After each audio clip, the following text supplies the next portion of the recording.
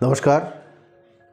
মকর রাশির যারা জাতক জাতিকারা রয়েছেন, মকর রাশির আগামী দিন কেমন যাবে 2025 সাল, সেটা নিয়ে বিস্তারিত আলোচনা করব। তার আগে বলি, মকর রাশির শনির সাড়ের সাতির প্রভাব লাস্ট স্টেজ কভার করবে এবং আগামী 2025 সালের কিন্তু মার্চ মাসের 29 তারিখ। তারপরে আপনার সাড়ের সাথী থাকবে না। আপনার জীবন অনেকটা পরিষ্কার জায়গা তৈরি হবে। আপনার জীবনের বেশ কিছু জায়গা তৈরি হবে যেটা বিগত 7.5 বছর আপনি শিক্ষা নিয়ে এসছেন। আপনি নিজেকে নতুনভাবে পরিচালনার দায়িত্ব পাবেন নিজেকেই। এই জায়গাগুলো কিন্তু আপনার আগামী দিনে আসতে চলেছে।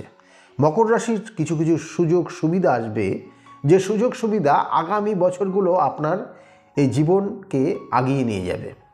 সেই জন্য মকর রাশির জাতক জাতিকাদের 2025 সাল খুব গুরুত্বপূর্ণ একটা বছর, খুব আশার একটা বছর, খুব ভালো কিছু হওয়ার একটা বছর।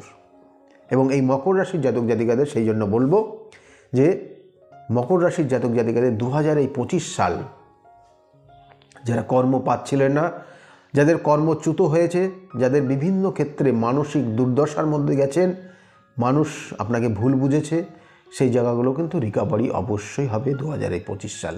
প্রথমে শরীর স্বাস্থ্যের দিক দিয়ে বলি, মকর রাশির যারা জাতক জাতিকারা রয়েছেন মায়ের শরীর দিকে একটু নজর দেবেন। মায়ের শরীর স্বাস্থ্য এবং তার সঙ্গে সঙ্গে আপনার ক্ষেত্রে কিছু জায়গা রয়েছে, বিশেষ করে চোখ কান নাক গলা নিয়ে কিছু ভুগতে পারেন। মকর রাশির জাতক জাতিকারা এই ক্ষেত্রে একটু সতর্ক থাকবেন। এবং এর সঙ্গে সঙ্গে বলবো যে মকর রাশির যারা জাতক জাতিকারা আছেন, হঠাৎ কিছু অর্থ প্রাপ্তির যোগ রয়েছে, বা আপনি হঠাৎ অর্থ পাওয়ার নির্দিষ্ট দিশা পেতে পারেন। এটা কিন্তু 2025 সাল রয়েছে।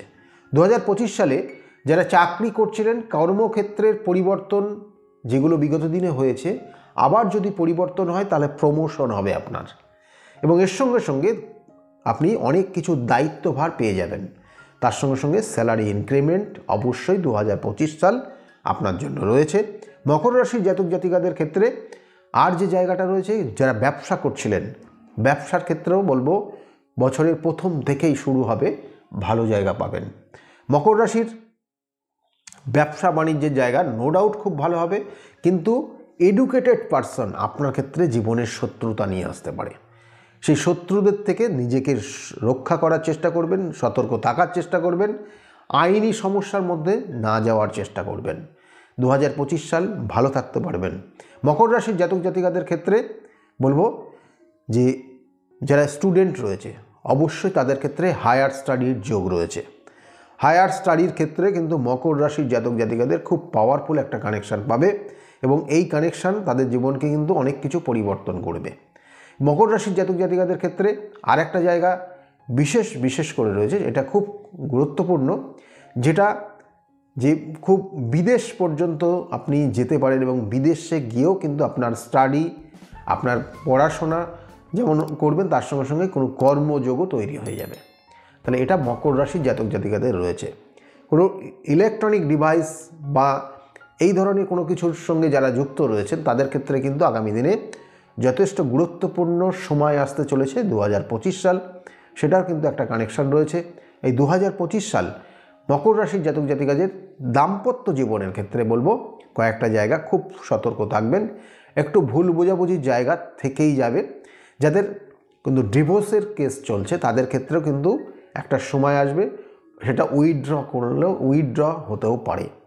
এবং কোনো ক্ষেত্রে যদি জন্মছকের কানেকশান পেয়ে যায়, তাহলে সেক্ষেত্রে ডিভোর্স হয়ে যাওয়ার সম্ভাবনা অনেক গুণ বেশি রয়েছে। এটা মকর রাশির যারা জাতক জাতিকা রয়েছেন তাদের জন্য বললাম।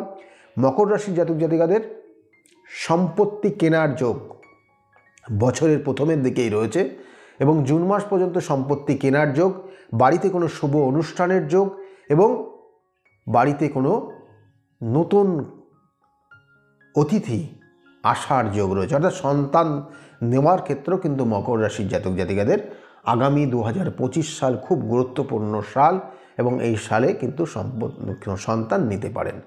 এই কিন্তু মেনলি মকর রাশির জাতক জাতিকাদের জন্য বললাম। মকর রাশির জাতক জাতিকাদের আগামী বছরটা অনেক জায়গায় ভ্রমণ করবেন। ভ্রমণের জায়গা যথেষ্ট ভালো রয়েছে।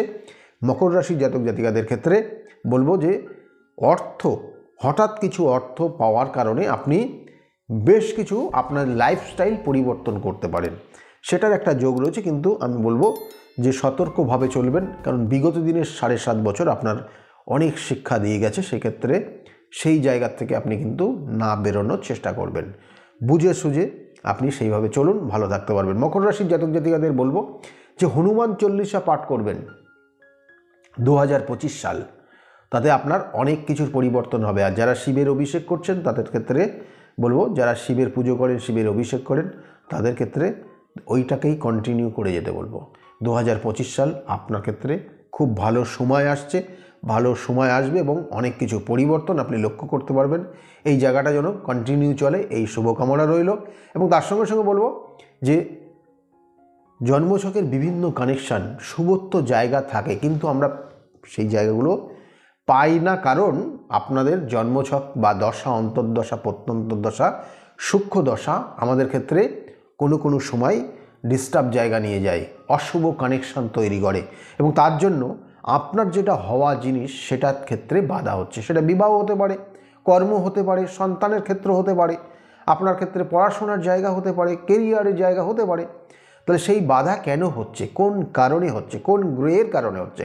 কারণ 27টা নক্ষত্র, 12টা রাশি এবং 9টা গ্রহের সমন্বয়ে আমাদের জন্মছক তৈরি হয়। তাহলে কোন সমস্যার কারণে হচ্ছে তার পুঙ্খানুপুঙ্খ বিচার, বিশ্লেষণ এবং তার সঙ্গে সঙ্গে তার সঠিক প্রতিকার প্রতিবিধান যদি দেওয়া যায়, তাহলে অবশ্যই আপনি সেই জায়গা থেকে বেরিয়ে এসে ভালো নির্দিষ্ট যে আপনার লক্ষ্য ছিল সেই লক্ষ্য অবশ্যই পূরণ হবে, আমি বলছি। সেই জন্য যদি মনে করেন আমার সঙ্গে যোগাযোগ করবেন, তাহলে নিচের যে বুকিং নাম্বার যাচ্ছে ওই বুকিং নাম্বারে ফোন করে আপনি জানতে পারবেন আমি কোন চেম্বারে কখন কোন সময়ে বসি, এবং সেই অনুযায়ী আপনি আমার সঙ্গে যোগাযোগ করতে পারেন।